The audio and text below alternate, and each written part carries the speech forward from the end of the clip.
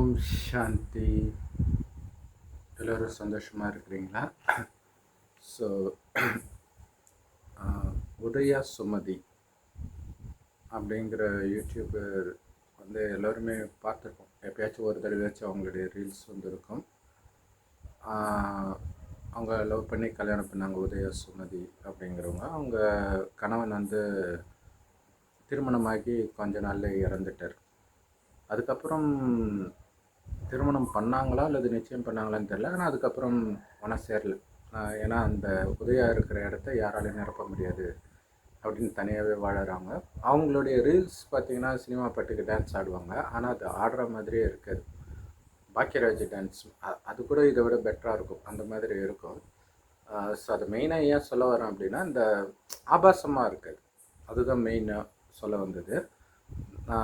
அவங்களுடைய ட்ரெஸ்ஸுமே பார்த்திங்கன்னா ஆபாசமாக இருக்காது, நடனங்களும் ஆபாசமாக இருக்காது. ஆக்சுவலாக அவங்க டான்ஸே ஆட மாட்டாங்கன்னு நினைக்கிறேன். அப்படி ஸ்லைட்டாக தான் இப்படி ஸ்லைட்டாக பாடி மூமெண்ட்ஸ் மட்டும் கொடுப்பாங்க, அவ்வளோதான். அதுவும் ரொம்ப உடம்பு அசைதா அப்படிங்கிற மாதிரி இருக்கும். ஸோ அதனால் அவங்களுக்கு வந்து ஒரு ரொம்ப நல்ல பேர் இருக்குது. ஸோ அப்படிப்பட்டவர்களை வந்து இப்போ சமீபமாக ஒரு சித்ரா அப்படிங்கிற ஒரு சகோதரி வந்து யூடியூபர்ஸ் வந்து விபச்சாரம் பண்ணுறாங்க அப்படின்ட்டு ஒரு சில பேர் சொன்னாங்க. அது அதிர்ச்சி அளிக்கக்கூடிய விஷயமாக இல்லை. ஏன்னா அவர்களோடு ஏற்கனவே அந்த மாதிரி பிரச்சனைகளில் ஏற்கனவே அவங்க சிக்கியவர்கள். ஆனால் அது கூடவே உதயா சுமதி பேரையும் சொல்லி ஒரு இரவுக்கு இவங்க வந்து 1.5 லட்சம் சார்ஜ் பண்ணுறாங்க இப்படியெல்லாம் வேற சொல்லியிருந்தாங்க. ஸோ இது வந்து எல்லாருக்குமே ஷாக்கு. அது நியூஸ்லலாம் வரும்போது இதை தான் ஹைலைட் பண்ணி போட்டிருந்தாங்க. ஏன்னா மற்றவங்க பேரை போட்டிருந்தா அது ஒரு பெரிய ஆச்சரியமாக யாருக்கும் இருந்திருக்காது. பட் உதயா சுமதியா அப்படின்னு தோணும் இல்லையா? ஸோ அதுக்காக அவங்க அப்படி போட்டோடனே உதயா சுமதி வந்து அப்போ அதுக்கு எதிராக கம்ப்ளைண்ட்லாம் கொடுக்குறாங்க.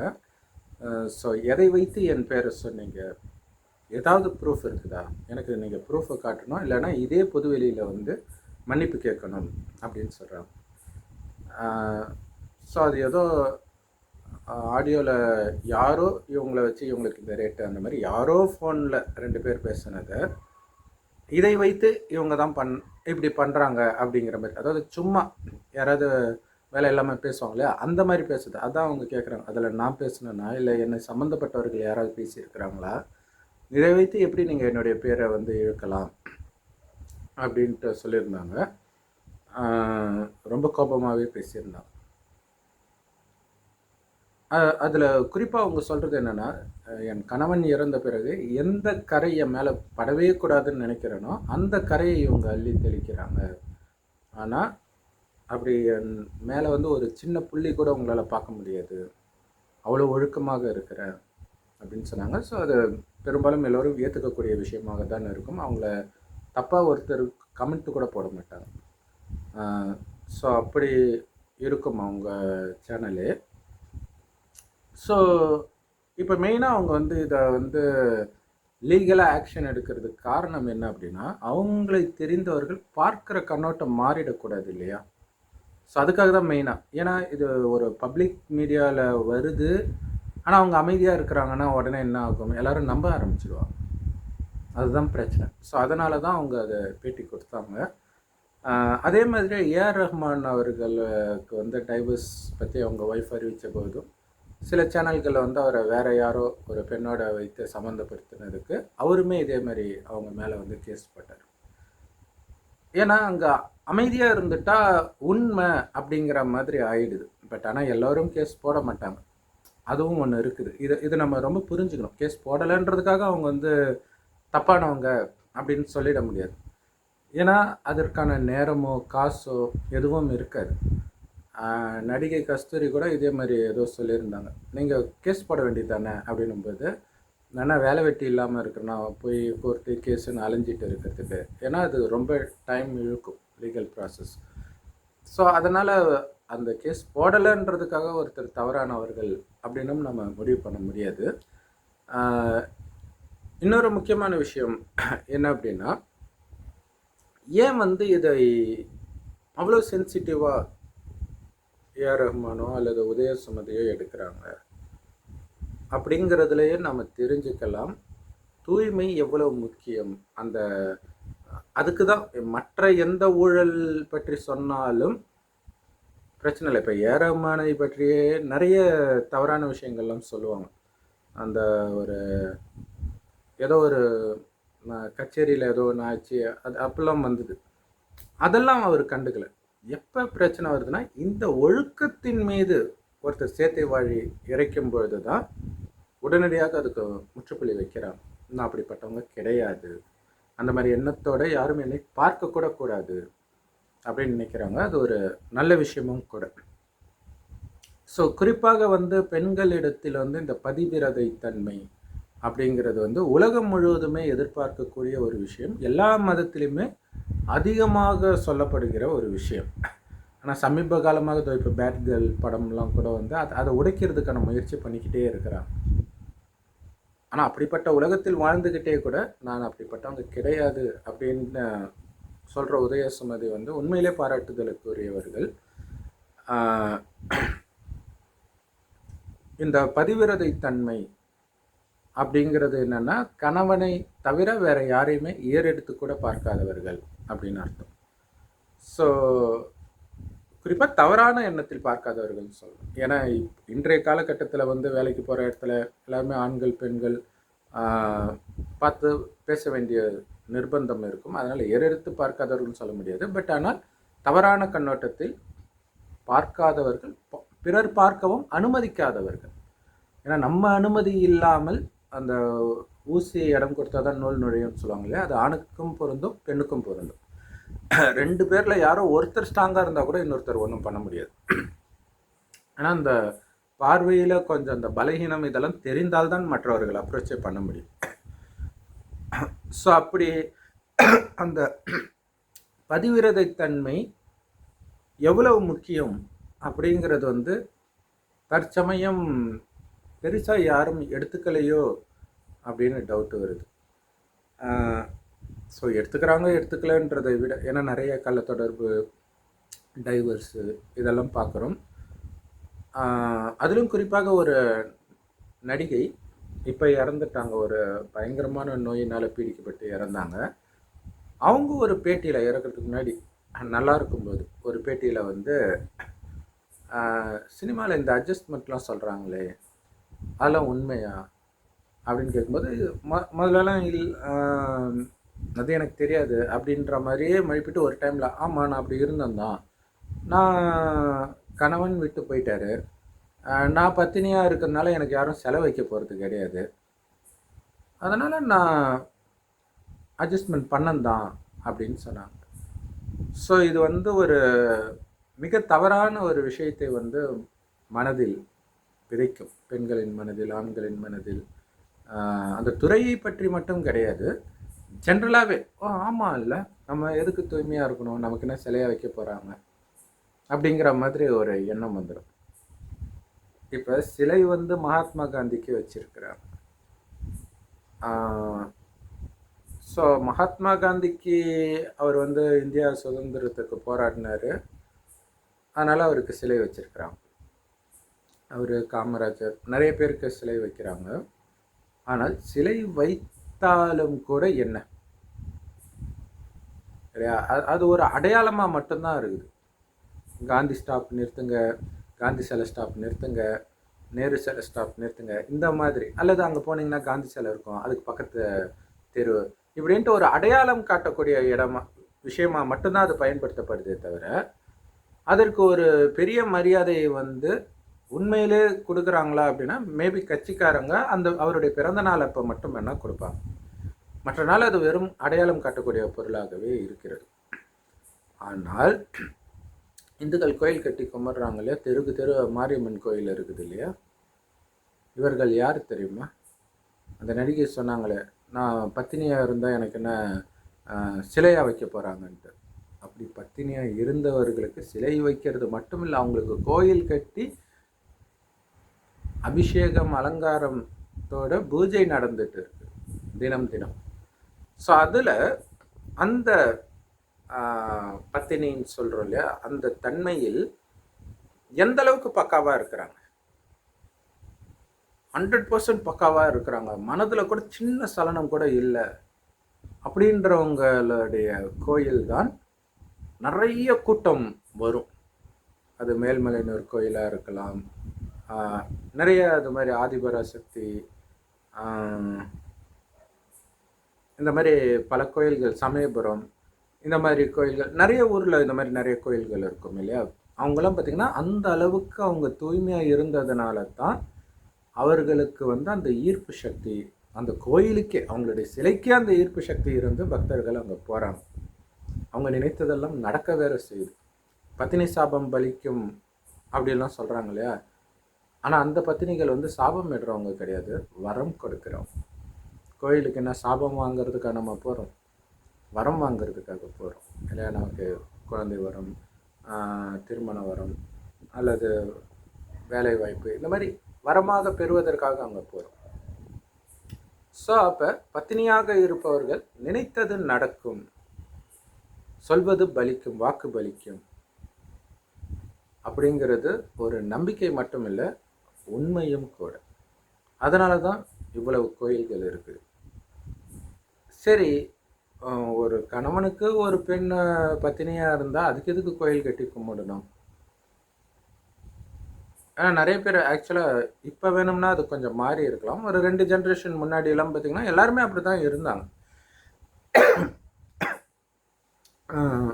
அந்நிய ஆண்களோட பேசக்கூட மாட்டாங்க ஒரு குறிப்பிட்ட வயசு வரைக்கும். கொஞ்சம் வயசான பிறகு வேணும்னா பேச ஆரம்பிப்பாங்க, அது கூட தேவையில்லாமல் பேச மாட்டாங்க. ஸோ அப்படி தான் இருந்துச்சு. அப்போ பெருசாக வேலைக்கெல்லாம் கூட போக மாட்டாங்க இல்லையா. ஸோ அதனால் அந்த தவறான தொடர்பு இதெல்லாம் இல்லாமல் இருந்தது. அதுக்கெல்லாமா கோயில் கட்டி கும்பிடுவாங்க. ஆண்களுமே அந்த மாதிரி இருந்திருக்கிறாங்க. ஆண்கள், ஆண் தெய்வம் இருக்குதுல்ல, அவங்களும் இதே மாதிரி இருந்ததுக்காக தான் கோயில் கட்டி கும்பிட்றாங்க. அது முருகனாக இருக்கட்டும், பிள்ளையாராக இருக்கட்டும், நாராயணன், ராமர், யாராக வேணாலும் இருக்கட்டும், எல்லாருமே இந்த பத்தினித்தன்மைக்காகத்தான் அப்படி பூஜை பண்ணுறோம். ஸோ நம்ம ஒருத்தரை வணங்குறாங்க அப்படின்னா கூட, ஒரு மனுஷனே வணங்கினா கூட நமக்கு மேலே இருக்கிறவங்கள தான் வணங்கும் இல்லை. ஸ்டூடெண்ட் வந்து வாத்தியாரை வணங்குவாங்க, வேலை பார்க்குறவங்க அவங்களுடைய மேலதிகாரிகளுக்கு குட் மார்னிங் சொல்லுவாங்க, இந்த மாதிரி விஷயங்கள் நடக்கும். அந்த மாதிரி கோயில் கட்டி வணங்குறோம் அப்படின்னா அவங்க நம்மை விட இந்த விஷயத்தில் தான் ரொம்ப ரொம்ப ரொம்ப ரொம்ப உயர்ந்தவர்கள். ஏன்னா இன்றைக்கி எல்லாம் வந்து அப்படியே கள்ளத்தொடர்பில் எல்லாரும் இருக்கிறாங்கன்னு சொல்ல முடியாது. ஆனால் எல்லாருடைய மனமும் சலனமாயிட்டு இருக்குதுன்றது உண்மை. ஆனால் அவர்கள் மனம் சலனம் அடையாமல் இருந்தது. ஆனால் அதில் என்ன ஆச்சரியம், எல்லாருமே 2-3 தலைமுறை முன்னாடி அப்படி தானே இருந்தாங்க. நம்மளே சொன்னோம் இல்லையா, அப்படி தான் இருந்தாங்க. ஆனால் 2-3 தலைமுறை முன்னாடி சலனம் அடையாமல் இருக்கிறது பெரிய விஷயமே கிடையாது. இப்போ சலனம் அடையாமல் இருக்கிறது தான் பெரிய விஷயம் இல்லையா. ஏதோ சொல்லுவாங்களே, இந்த காலம், இந்த கலிகாலத்தில் வந்து ராமரே வந்தாலும் ராவணன் ஆயிடுவார் அப்படின்னு சொல்லுவாங்க. ஸோ அந்த மாதிரி ஒரு மோசமான காலம் இது. உண்மையிலே இந்த மோசமான காலத்தில் தூய்மையாக இருந்ததுனால தான் ராமருக்கு மகிமை, இந்த கலியுகத்தின் இறுதியில் தான். ஸோ அப்போ உங்களுக்கு டவுட்டாக இருக்கும், ஏன்னா இப்போ தானே இது மோசமாக இருக்குது, ஆனால் ராமரை எத்தனை வருடமாக நம்ம கொண்டாடிட்டு இருக்கிறோம், ஆயிரக்கணக்கான வருடத்துக்கு முன்னாடி ராமர் கோயிலெலாம் இருக்குது அப்படின்லாம் தோணும். ஆனால் அவர்களுக்கு தெரியாத விஷயம் என்ன அப்படின்னா, 1000 வருடத்திற்கு முன்னாடி ராமர் கோயில் இருந்தது உண்மைதான், நாராயணன் கோயில் இருந்தது உண்மைதான், எல்லார் கோயிலும் இருந்தது உண்மைதான். ஆனால் அவர்கள் எல்லோரும் இப்போ பத்தினியாக இருந்ததுக்காகத்தான் கட்டினாங்க. இப்போ பத்தினியாக இருக்கிறதுக்கு எப்படி அப்போவே கட்டினாங்க அப்படின்னா, இது காலச்சக்கரம், 5000 வருட காலச்சக்கரம். இதில் என்ன நடக்குதோ அதே தான் திரும்ப திரும்ப நடக்கும். அப்படின்னா இப்போ 2025 வருஷம் இல்லையா, அதாவது இயேசுவை வைத்து 2025, ஆக்சுவலாக இது 5000 வருடம் முடிய போகுது. இயேசு பாதியில் பிறக்கிறார். ஸோ அதில் அவரை வச்சு கணக்கிடும்போது 2025 ஆகுது. ஸோ இதேமாதிரி முந்தைய கல்பத்திலும் இந்த 5000 வருடத்தை ஒரு கல்பம், முந்தைய கல்பத்தில் 2025 வந்திருக்கும் இல்லையா. அப்போ இந்த வீடியோவை நான் போட்டிருந்தால் தான் இப்போவும் போடுவேன். ஒவ்வொரு கல்பத்திலும் இந்த நேரம் இதே வீடியோ தான், இதே தான் பேசுவேன், நீங்களும் இதே தான் பார்ப்பீங்க. அந்த அளவுக்கு துல்லியமாக நடக்குது. அப்போ ஒவ்வொரு 5000 வருட இறுதியிலும் கலியுகம் ரொம்ப மோசமாக ஆகும் இப்போ இருக்கிற மாதிரி. அப்படி முந்தைய கல்பத்தில் யாரெல்லாம் பத்தினியாக இருந்தார்களோ அவர்களுடைய கோயிலைத்தான் நாம் இவ்வளோ நாள் வழிபட்டுட்டு இருக்கிறோம். நடந்ததே நடக்கும் அப்படின்னா அவர்களே இப்போ மீண்டும் பத்தினியாக இருப்பார்கள். அவர்களுக்கு தெரியாது, அது அவங்களுடைய கோயில் தான் இருக்குதுன்னு தெரியாது. அவர்கள் ஆக்சுவலாக ரொம்ப மோசமானவர்களாக தான் இருப்பாங்க. ஏன்னா கலியுகத்தில் எல்லாருமே மாற்றிடுது இல்லையா? அப்போ அவர்கள் எப்படி திடீர்னு அவ்வளோ பத்தினித்தன்மையாக இருந்தாங்க அப்படிங்கிறது தான் இங்கே முக்கியமான விஷயம். ஏன்னா கலியுகம் முடிந்து வரப்போகிறது சத்தியுகம். சத்தியுகத்தில் எல்லாருமே பயங்கர பத்தினியாக தான் இருப்பாங்க. ஆணும் சரி பெண்ணும் சரி, ஒருவனுக்கு ஒருத்தி தான். யாரை பார்த்தும் அவங்களுக்கு சலனம் வராது. மனைவியை பார்த்தும் வராது, கணவனை பார்த்தும் வராது. அந்த அளவுக்கு இருப்பாங்க. ஆக்சுவலாக காமம்னா என்னன்னே தெரியாது அவங்களுக்கு. அந்த குணம் எப்படி வருதுன்னா இங்கே வருது. இந்த கலியுகத்தின் இறுதியில் தான் அந்த குணம் வருது. எப்படி வருது? கடவுள்கிட்ட இருந்து வருது. கடவுள் செம்பொன்னிறமான ஒளி உலகத்தில் இருக்கார், அங்கேருந்து வரார். கடைசின்னு ஒரு வருஷம் ஒவ்வொரு கல்பத்திலும் வரார். ஏன்னா கலியுகம் மோசமான யுகம், சத்தியுகம் ரொம்ப அற்புதமான யுகம். அதாவது ரொம்ப கீழான மனிதர்கள் வாழற யுகம் கலியுகம், ரொம்ப மேலான மனிதர்கள் வாழக்கூடிய யுகம் சத்தியுகம். ஆனால் இது முடிந்து அது வருது அப்படின்னா இங்கே எங்கேயோ ஒரு இடத்துல டிரான்ஸ்ஃபர்மேஷன் நடந்திருக்கணும்ல. ஏன்னா இதே ஆத்மா தான் அங்கே வரப்போகிறாங்க. எல்லோரும் கிடையாது, சில ஆத்மாக்கள் வருவாங்க. அந்த சிலரை யார் மாத்துறா அப்படி? ஏன்னா இன்னைக்கு காமம் ரைட்டு, கள்ளத்தொடர்பு ரைட்டு, இந்த மாதிரிலாம் இருக்கும் பொழுது எப்படி காமம்னா என்னன்னே தெரியாத ஒரு நிலை. ஏன்னா அந்த அந்த ஆத்மா வந்து குணத்தை தான் அடுத்த ஜென்மத்துக்கு எடுத்துகிட்டு போகும். அது தானாக நடக்கிறது கிடையாது. ஸோ அப்போ இப்போவே அந்த குணம் மாறணும். இது ஏன்னா கலியுகம் அழியறதுக்கு 100 வருடம் முன்பு இருக்கிறோம். அந்த 100 வருடத்தில் தான் கடவுள் வருகிறார். அவரைத்தான் சிவன் இந்துக்களும் அல்லான்னு முஸ்லீம்களும் பரமபிதான் கிறிஸ்தவர்களும் சொல்கிறாங்க, கடவுள் ஒருவரே. ஒருபொழுதும் தாயின் கர்ப்பத்தில் அவர் பிறப்பது கிடையாது. வருவதே ஒரே முறை தான், கடைசி 100 வருடத்தில் தான் ஒரு வயோதிகர் உடலில் பிரவேசமாகி இந்த ஞானத்தை கொடுக்கிறார். என்ன ஞானம் கொடுக்குறாருன்னா, இந்த பூமி சொர்க்கமாக இருந்தது ஆரம்பத்தில், அங்கே காமம் கோபம் பற்று பேராசை அங்கார்னா என்னன்னே தெரியாமல் இருந்தது.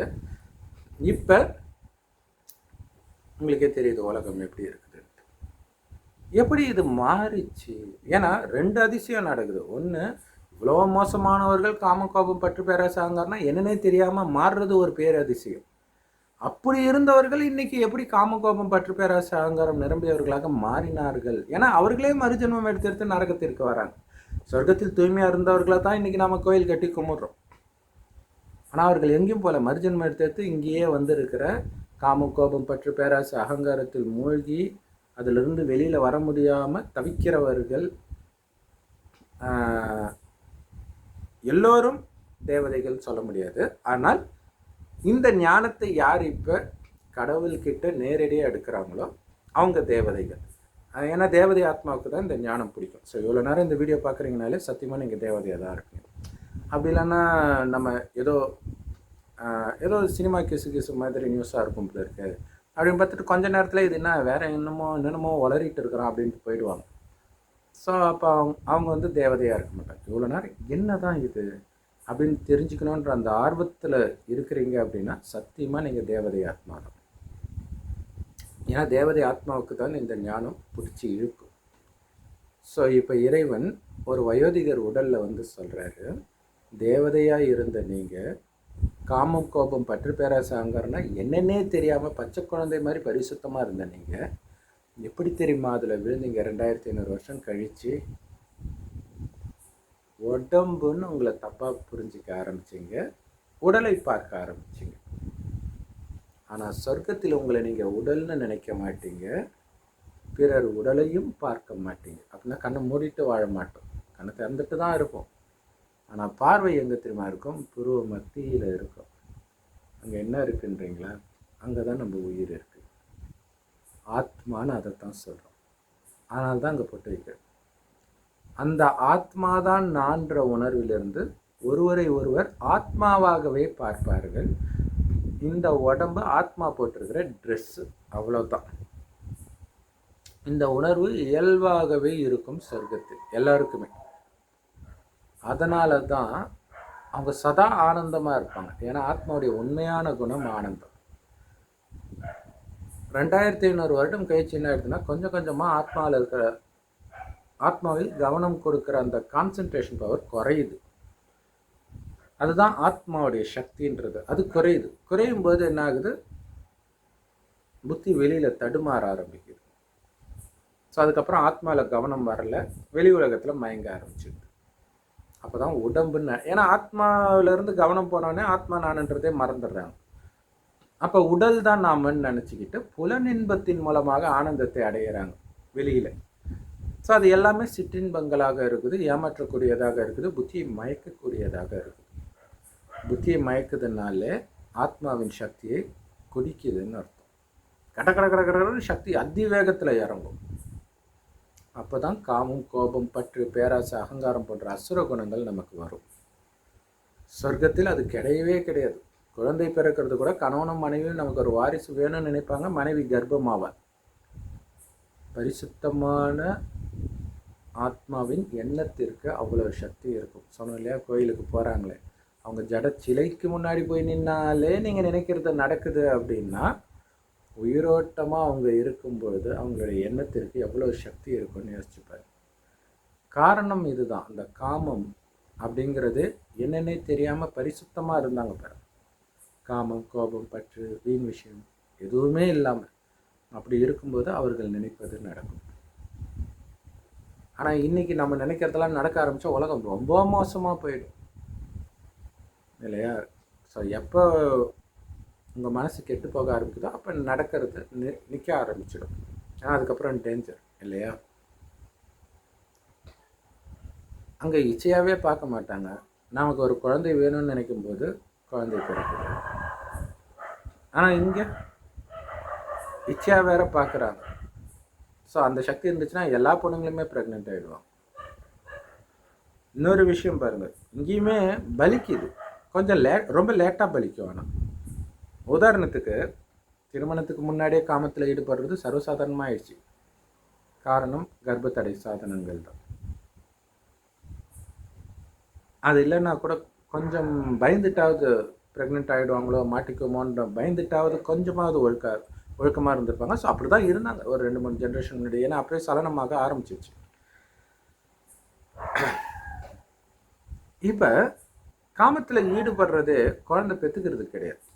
அதனால தான் நான் கருத்தடை சாதனம் யூஸ் பண்ணுறாங்க.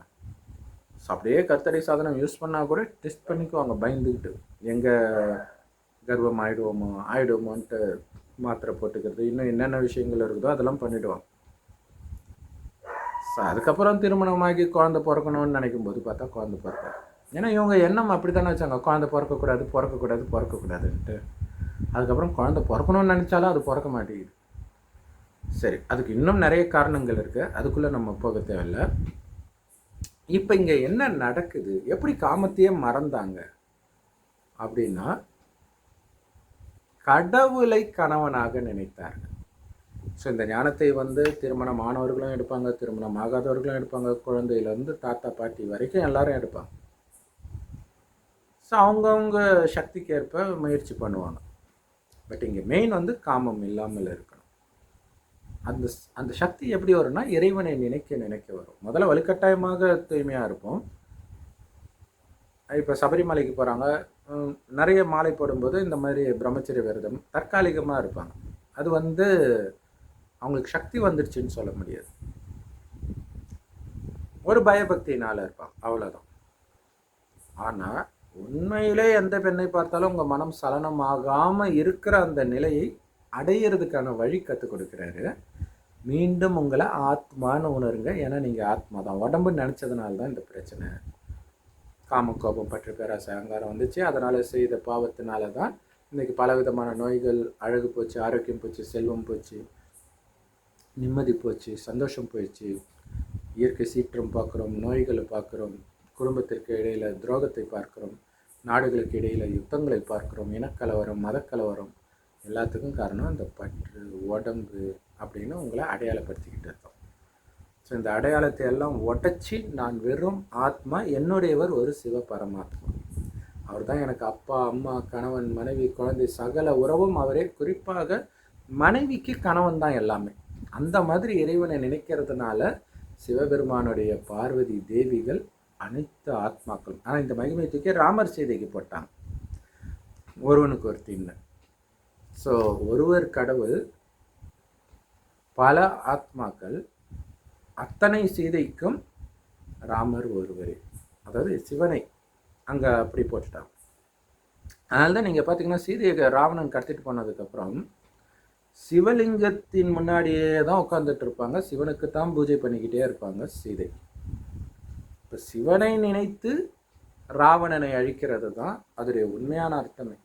ராவணன்றது காமம், கோபம், பற்று, பேராசை, அகங்காரம், இந்த 5 விகாரம் ஆணிடமும் இதே 5 விகாரம் பெண்ணிடம் உள்ள இணைந்த ரூபந்தான் 10 தலை ராவணனே தவிர தனியாக 10 தலை தூக்கிட்டு எவனும் எப்பவுமே இருந்தது கிடையாது அப்படின்னு கடவுள் சொல்கிறார்.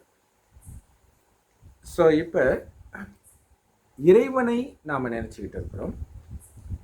ஆத்மான்ற இது பயிற்சி பண்ணணும். நான் ஆத்மா, உடம்பு கிடையாது, என்னுடையவர் ஒரு சிவபரமாத்மா, அவருடைய நினைவிலே இருக்கிறேன். ஸோ அதுக்குன்னே அதிகாலையில் எழுந்திரிச்சு 4 மணிக்கோ அல்லது அதுக்கு முன்னாடியே எழுந்திரிச்சு அரை மணி நேரம் 1 மணி நேரம் உட்காந்து இறைவன் நினைவிலே இருக்கிறதுக்கு முயற்சி பண்ணிக்கிட்டே இருக்கணும். ஆனால் நிறைய எண்ணங்கள் வரும் ஆரம்பத்தில். அதுக்கப்புறம் இறைவனுடைய ஞானம் முரளின்னு சொல்லுவோம். எல்லா பிரம்மகுமாரிகள் ராஜயோக தியான நிலையத்திலும் முற்றிலும் இலவசமாக கிடைக்குது. ஸோ பிரம்மகுமாரிகள் பேருக்கு காரணம் என்னென்னா, கடவுள் யார் உடம்புல வராரோ அவருக்கு பிரம்மான்னு பேர் வைக்கிறார். ஸோ பிரம்மா மூலமாக இறைவனுடைய ஞானத்தை கேட்டு அவர் தான் என் அப்பான்னு அடையாளம் கண்டுக்கிறோம். அதனால் சிவனுக்கு மட்டும் இல்லை, இந்த பிரம்மாவுக்கும் நம்ம குழந்தையாகிறதுனால பிரம்மகுமார் குமாரிகள். அதுதான் பிரம்மா உலகத்தை படைத்தார்னு இந்து மதத்தில் சொல்கிறது. பிரம்மா படைக்கல, பிரம்மா மூலமாக உடலற்ற சிவத்தந்தை படைக்கிறார். ஏன்னா அவருக்கு உடம்பு இல்லாதனால இன்னொருத்தர் உடம்பு மூலமாக தான் பேச முடியும். அப்போ தான் இந்த ரகசியத்தை சொல்கிறார். சொர்க்கமாக இருந்தது, அங்கே ஆத்ம உணர்வில் இருந்தீங்க, எப்போ ஆத்மான்றதை மறந்து உடல் உணர்வுக்கு வந்துட்டீங்களோ அப்போ தான் காமம், கோபம், பற்று, பேராசை, அகங்காரன்ற சாத்தான் உள்ளே உங்களை நிறைய பாவம் செய்ய வச்சு உங்களுடைய செல்வத்தை எல்லாம் அழிச்சிச்சு.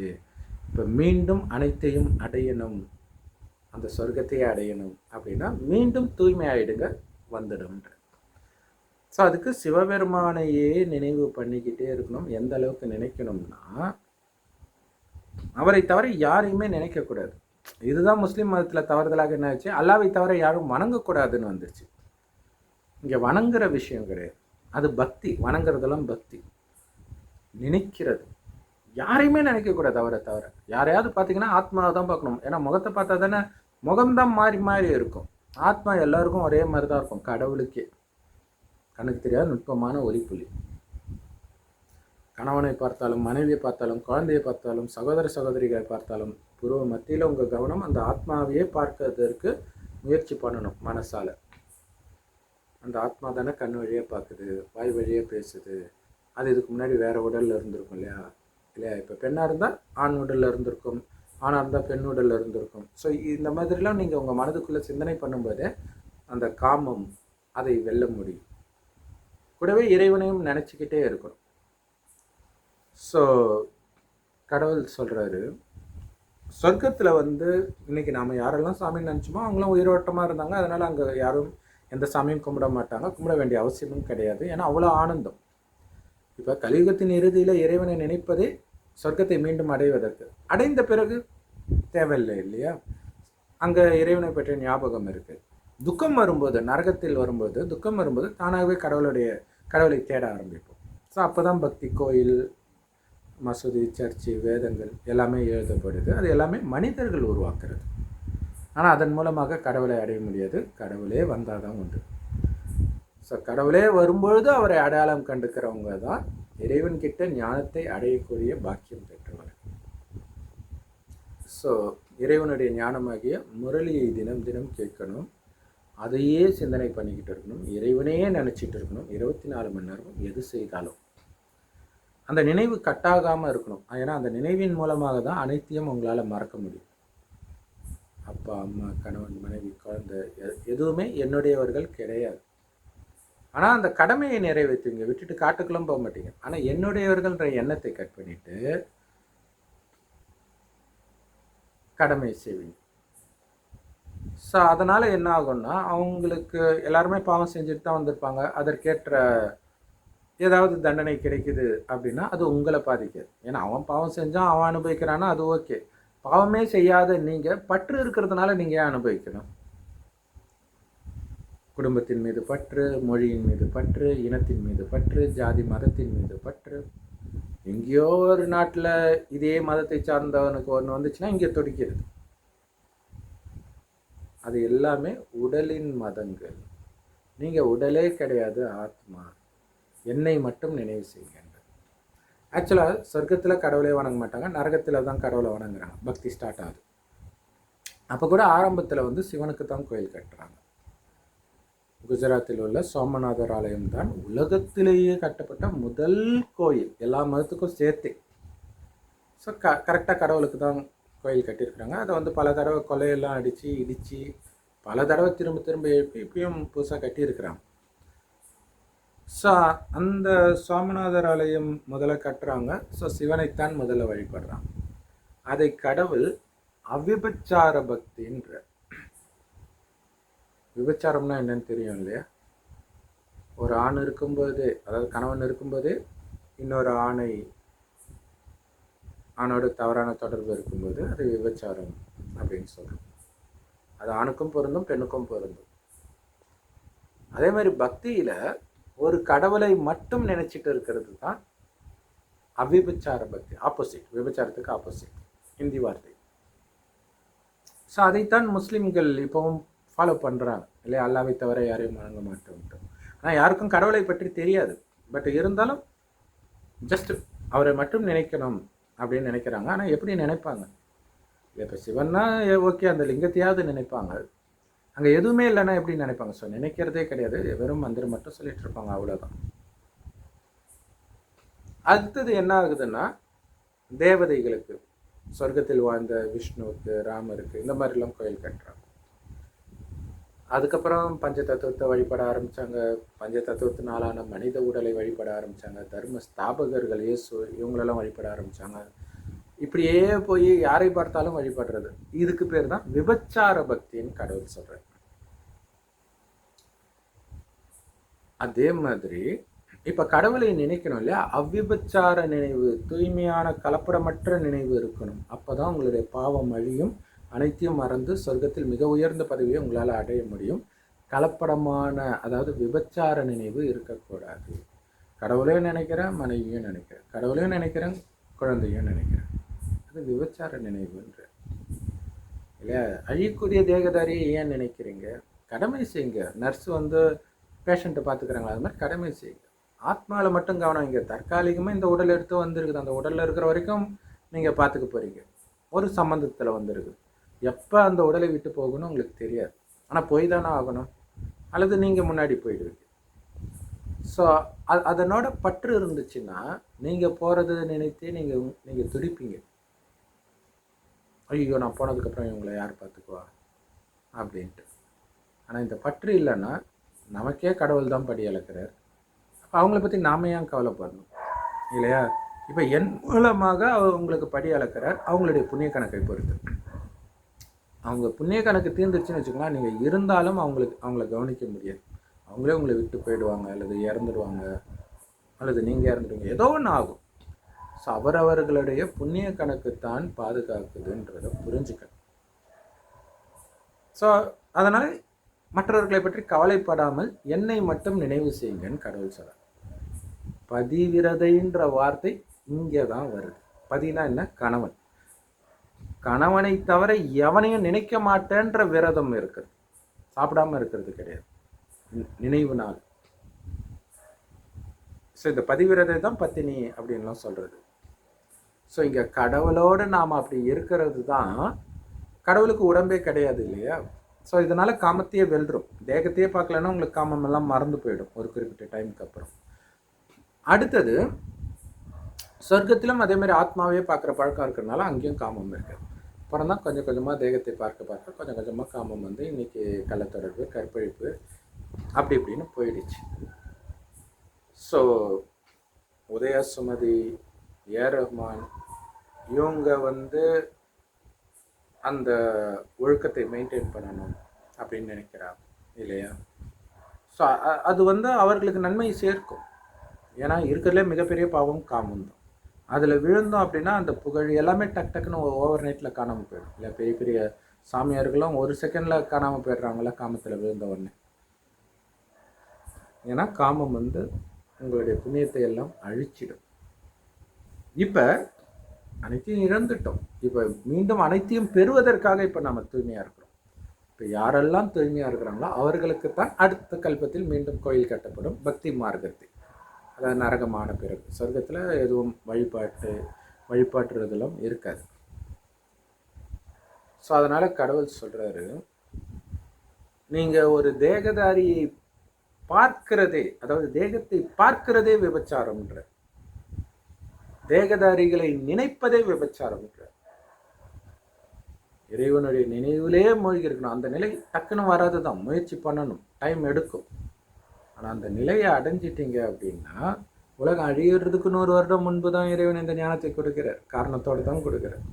ஏன்னா உலகம் அழியும் போது யாரையாவது நினைத்து நீங்கள் கதறக்கூடாது.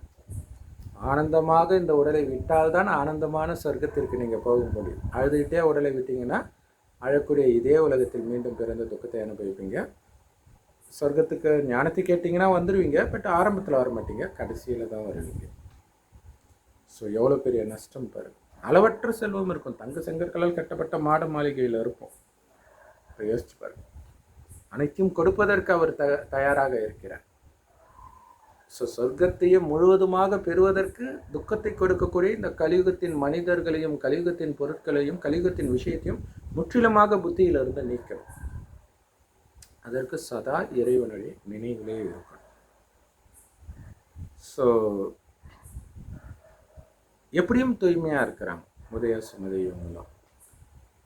அதை இறைவன் நினைவில் இருந்தால் எவ்வளோ அடைய முடியும் இல்லையா? ஸோ அந்த சகோதரி ஒருவேளை இந்த ஞானத்தை கேட்டால் அவசியம் அருகில் உள்ள பிரம்மகுமாரி ராஜயோக தியான நிலையத்திற்கு செல்லுங்கள். கூகுள் பண்ணி பார்த்தீங்கன்னா அட்ரஸ் தெரிஞ்சிடும். நம்ம வீடியோவும் பார்க்கலாம். யூடியூப் வெப்சைட்ஸும் அந்த முரளி இருக்குது. ஸோ இந்த வீடியோ பார்த்தாலே உங்களுக்கு முரளி படிச்சிங்கன்னா புரியும். சொர்க்கமாக இருந்தது நரகம் ஆயிடுச்சு. காரணம் ஆத்ம உணர்வில் இருந்த நாம உடல் உணர்வுக்கு வந்துட்டோம். மீண்டும் ஆத்ம உணர்வுக்கு வரணும், அந்த சக்தி இல்லை. அதனால தான் இறைவனை செவ்வானத்தில் நட்சத்திரம் மாதிரி நினைவு பண்ணிக்கிட்டே இருக்கணும் எந்த காரியம் செய்தாலும். ஸோ அப்படி செவ்வானத்தை நானும் ஒரு புள்ளி, இறைவனும் ஒரு புள்ளி. எனக்கே உடம்பு இருக்கிறத மறந்துடணும். நான் ஆனா பெண்ணான்றதே மறந்துடணும். ஒரு ஜோதின்ற உணர்விலே இருக்கணும். ஸோ அதுக்கு முயற்சி பண்ணிக்கிட்டே இருக்கணும். கவனம் தான், வேறு ஒன்றும் கிடையாது. அப்படி இறைவனை நினச்சிக்கிட்டே இருக்கிறாங்க அப்படின்னா இப்போ மட்டும் இல்லை, இப்போவே அவங்க மகாலட்சுமி மாதிரி தான் இருக்கிறாங்க. சொர்க்கத்தில் நிஜ மகாலட்சுமியாகவே அவங்க பிறக்க முடியும். அவங்க மட்டும் இல்லை, நீங்கள் எல்லோரும் தான். ஓம் சாந்தி. தேங்க்ஸ் ஃபார் வாட்சிங்.